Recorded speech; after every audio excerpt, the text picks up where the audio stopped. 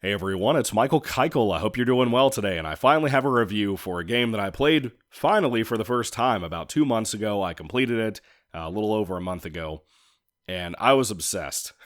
It was one of the best games to ever come out for a console called the PlayStation 4 that was very disappointing, and this is Spider-Man, typically known as Spider-Man PS4. It came out in 2018, 6 whole years ago. Can you believe that? And like a year ago, we got Spider-Man 2. In between the two, we had Miles Morales, which I also own for PS4. Haven't played it yet. Haven't even started it yet. But I've heard over and over again how amazing this game was. And, people tend to overhype things, but I always admitted it looked really good. Even the mods for the game looked really cool.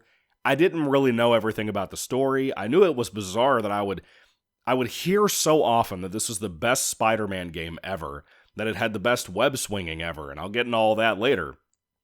But the fact that a video game of all things had a book novelization of it, which a lot of novelizations are just covering movies, and maybe a TV show or an episode of a show like X-Files or Supernatural or something, that was a very uncommon thing that I don't think a lot of people realize how uncommon that was, to see a novelization of a video game story. You don't see that with Halo.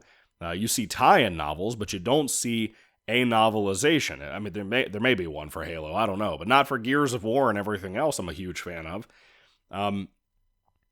When I played this, I had to wait so long, number one, because I didn't have a storage memory thing, and I had to buy a hard drive at some point, because I have so many PS4 games that I picked up over the last few years going to this local shop that my friend told me about, that I had to have them.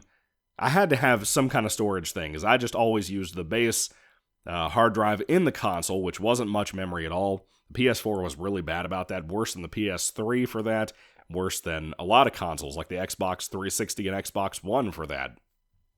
But anyway, PS4 Spider-Man was incredible in every sense of the word, from the graphics to the action, the fighting, the writing specifically for the characters were incredible. I loved every minute of it. I thought it was so great. I had a couple of moments that I rolled my eyes about that got kind of annoying. I ended up kind of killing my collectathon that I was going to try to do, and I think when I finished the game, I was at like 93, 94%. There's a ton of collectibles to do in this game, going around the city, doing small side mission subplot things, and I'll get to those as well as I get around with the review. But I really loved the main story so much that I wanted to take my time getting to it, so I would do a story mission, and if I wasn't forced into the next one, then I would go around and solve crimes and street crimes and beat up street thugs, that kind of thing. You can have people that see you walking around on the ground level that just decide to start shooting at you. That can happen by just criminals undercover that may think you're stalking them and you don't even know they're there. All of that stuff is really cool to me. But again, the graphics, I'm not a graphics whore by any means. This looks incredible. Now, we're at that time now with games that we used to be at with movies. I mean, pretty much have been with movies for probably 10 or so years, I would say at this point, where every bit of CGI typically looks good. That's typically the case with movies. With games, pretty much graphics have peaked. You'll never get better than what we have at this point, I believe. I know people have said that all the time over the years, like back in the day with San Andreas, but I really think we're at that point now that the graphics thing really is at the peak of what it can be, and it won't really improve anymore from there. Now you have to swing the pendulum back to doing great gameplay, which this game also has. Essentially, the story of this game is that Peter Parker has been Spider-Man for about 8 years now. His Aunt May, he doesn't live with her anymore. He lives on his own. Aunt May actually is working at a homeless shelter in downtown, and she's taking care of the homeless. She doesn't live there. She still lives at her own little house. But she has her office there. She's kind of the lead person there. And I think the character's name is Martin Lee, actually owns and runs this thing, who ends up becoming Mr. Negative. Which, is that his name? I think it's Mr. Negative. Anyway, I've never read about that character. I've seen him pop up in little things here and there in cameos or pictures or hearing about him talked online. And that's about it. But I've never known much about him. And of course, this is a reinterpretation, new adaptation of all these characters. I think that's really cool how they did a lot of that. But Aunt May, I gotta tell you from the get-go, one of the best versions of Aunt May ever. I mean ever. Up there with the Sam Raimi Aunt May. She's magnificent. The actress is magnificent. The guy playing Peter, Yuri, whatever his name is, he's excellent. And I'm one of those people, I am very picky about Spider-Man. If it's not Josh Keaton, and my personal favorite, Christopher Daniel Barnes from the 94 series, or just the 90s animated series, I think it was 94 when it came out. If it's not those two, usually I'm very picky with voices about Spider-Man, because so many people can get it too friendly, or they can get it where it's a nice voice, but the sarcasm isn't nailed properly, and that can be a writing issue, not just an acting issue. Yuri gets every part of this Peter Parker down perfect. Inside, outside, physicality, every bit of it. And the writing gets it too, which helps him even more. This is such a beautiful, adventurous, and at the end of it, sad story. And, Peter is not just doing his own thing. He's a scientist who works for Dr. Octavius before he becomes Dr. Octopus. This story has a little bit of him becoming Dr. Octopus. I'm going to kind of talk about some spoilers, as you can tell, bringing up Mr. Negative and Dr. Octopus and all of that, but I won't go too heavily into things, partially because I don't remember every detail, because it's been over a month since I finished the game, but I also want to just briefly cover my thoughts on a lot of things to not make this video take so long. But Dr. Octavius, the guy playing him, he's better than Alfred Molina. The writing for him is better than Alfred Molina's character from Spider-Man 2. It's amazing. I loved everything about the character writing for this game. And when you're talking about the main plot, it gets everybody right. Now, Mary Jane Watson. Her and Peter have kind of been on a break. They haven't really been in each other's lives, but in this game, they reconnected one point and kind of try to do like a team up. Like, she wants to be the journalist that gets all the sneak previews about Spider-Man, but Peter, I don't think is even working for J. Jonah Jameson in this game anymore. I don't think he was. So the exclusives aren't even his own thing anymore, his own gig. So he wants a relationship with Mary Jane Watson. She seems to want one too, but she's a little bit more cautious than he is. I have to be honest with you. I liked the writing for Mary Jane Watson most of the time in this game. I can't stand the way she looks. I cannot stand the actress they picked for her. I think she is rough, dude. And she could be better. But a little bit of the writing is a little stupid. And a lot of the game is dedicated to playing as her. And I signed up for a Spider-Man game, not fucking Mary Jane Watson taking pictures of shit or sneaking around in stealth mode. I didn't want that. If you're going to give me a stealth game, give me Spider-Man. Let me do that. And I can't stand that. There's also portions of the game, too, that make you play as Miles Morales. Before he becomes Spider-Man, you're just kind of playing as him around the time he got infected. And I just don't like Miles at all in this game. He's better than what he is in the comics. I will say that from the little bit I've read of him in the comics. I think that he's easily better in this game than he is in the Spider-Verse movies. Across the Spider-Verse, I think he's really good in. I don't like Miles in Into the Spider-Verse. I think he kind of sucks. But in this particular game, I think that Miles is better written than he usually is. But when I realized that the Miles Morales PS5, PS4 game was going to be entirely him, dude, immediately I started having problems with interest, and I waited till that dropped dirt cheap to get a copy of that for like $10-15. Because I just don't like Miles and Mary Jane in this game. I don't want to play as them. It takes away too much from the main game. When these segments of playing as them, some days when my wife was working from home at the time, I could only play maybe 30 minutes to an hour before she would get up and have to start work in the same room that I'm playing this game on this big TV in my basement. I had all of that time almost. Most of the time, at least a half an hour to 40 minutes, dedicated to each of their segments. And sometimes you would finish a Mary Jane segment, do one story mission as Peter, they would interrupt that, and you'd have to play as Mary Jane again. What the fuck? Why would anybody want to play that?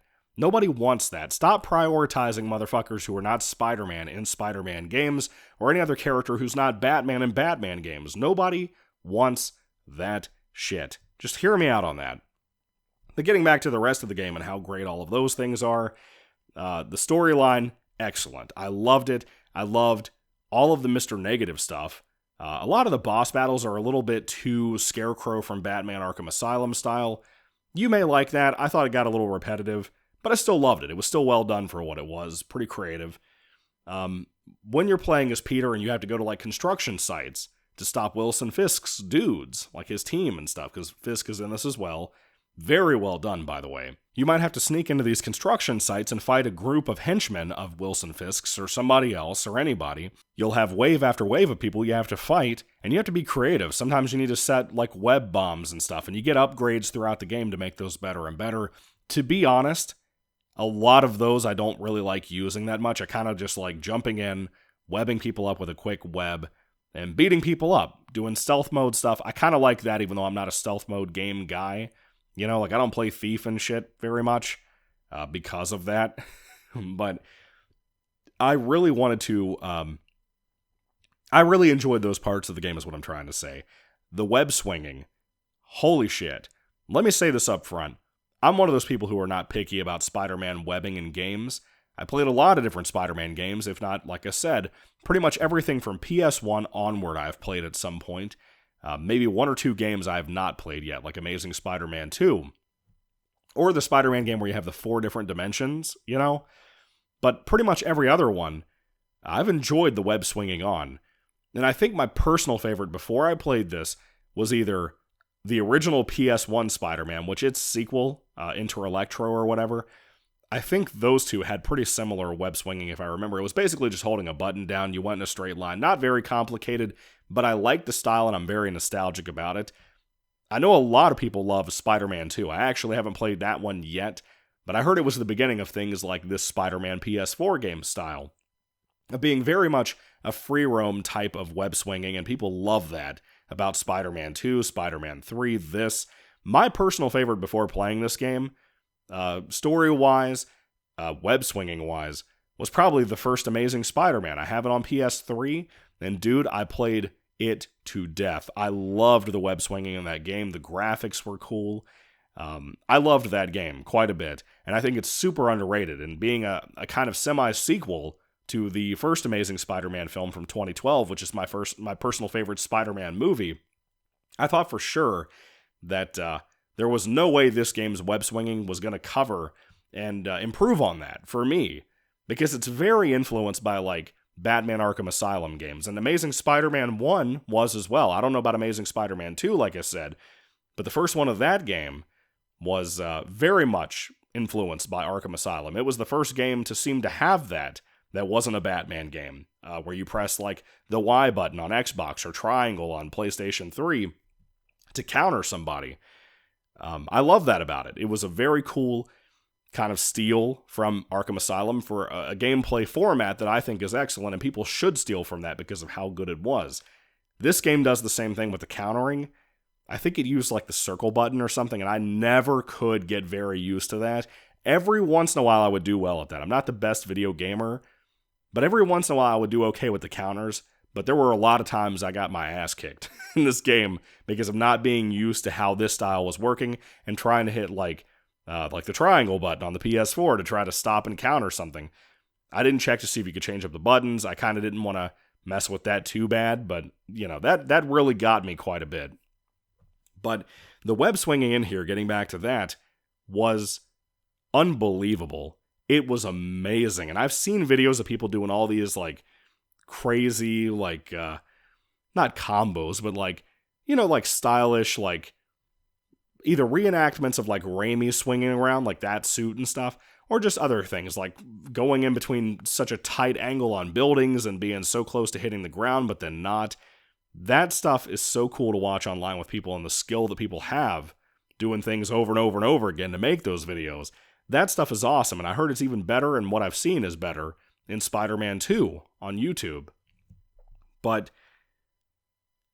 this was so shockingly great with the web swinging. It was incredible. I couldn't believe what I was experiencing half the time. Then watching it on a big TV really close to your couch, dude, it was like experiencing what that would be like. And I know we all say that every time a damn Spider-Man game comes out. We always have. But this one was special. It was really, really special. And having 6 years since this came out, makes me sad that I never got around to getting a hard drive quicker so I could play this and really experience what everybody else was talking about. I don't really have anything else to say, but again, the ending of the game was very sad. I actually did have a few tears roll down my cheeks because it was a great ending. It was very sad. I like how it kind of has this kind of like a virus thing going on. And for the timing, 2 years before COVID, that's kind of interesting too. But I thought that stuff, the way that was utilized in the story, was very upsetting. It was a very sad, depressing game, but in a great way. I loved this. I thought it was just amazing. Everything that could be amazing about it was, despite my issues with Miles Morales and Mary Jane Watson, and even the Harry Osborn side missions were really, really stupid. They were like these weird environmentalists, Sweet Baby Inc. shit that, like, I don't care about. I don't want that in here. It didn't matter to me, but I never ended up completing them because of how boring and weird those missions were. Great example. And again, this doesn't take away from the game. You don't have to do these side missions unless you're going to complete the whole game 100%. And I thought I would, but like I said, I quit on it. A lot of those were things like Spider-Man would have to go find and locate a smog cloud coming from buildings that are polluting shit. And then he'd have to swing through it and catch as much poison as he could to try to cure it with some spray. What the fuck? What the hell? Very, very boring. A lot of the recreations or new adaptations of villains like Electro or like, especially Electro. He looked awesome, dude. If you're an Electro person, you're going to love what they do with him in here. Vulture was very well done here. My personal favorite version of Vulture is actually Spider-Man Noir, where he's like a cannibal, in a circus. He's like a circus freak. I love that in those comics. But like, this is the best, if you can say live action, but it's not live action. Best adaptation otherwise for Vulture is in this game. It's awesome. And I love how by the end of the game, you kind of have like a Sinister Six thing going on. Norman Osborn is the mayor of the town, which is kind of cool. The stuff they do with him and how sinister he is. His ties back to, for example, Dr. Octopus before he becomes the man himself with the tentacles. It is very interesting, very fun to watch stuff. I loved this. I thought it was such a great, powerful game in every way possible. And now I want to talk about the costumes. This is like the first Spider-Man game ever that you couldn't play a symbiote Spider-Man. And apparently that's because Spider-Man 2 is about Venom. That's pretty cool. I can't wait to get around to that because I'm a Venom diehard, as many of you can tell from my channel default photo. They had other costumes in here, and they weren't just like having a skin on your costume. They actually recreated a lot of them to look really good. I'm a little pissed off that the only way you could play Sam Raimi or the Andrew Garfield costumes were by doing DLC downloads. I tried everything I could to look online. People were like, oh, it was a later release that came out as a DLC. What the fuck? I mean, I have the Game of the Year edition, but I'm like, I don't want to do that. I don't connect my console to the Wi-Fi unless I absolutely have to. I'm not going to do that. So I was kind of bummed about that. But I got to tell you, most of the costumes in here are from like Dan Slott's run. Like there's a black suit that has either yellow or green, like neon lights on it. They fucking suck. The Dan Slott comics have also it's kind of like the Tom Holland. They have a lot of Tom Holland shit in here too, by the way, which I hate. And even I think the Spider-Man Noir costume was in here too, and it wasn't very good. But there's a Dan Slott costume that has like glowing eyes, right? And I hate that shit. I hate it in the comics. It's the Parker Industries storyline stuff. I do not like that. It's ugly in the game. It's ugly in the comics.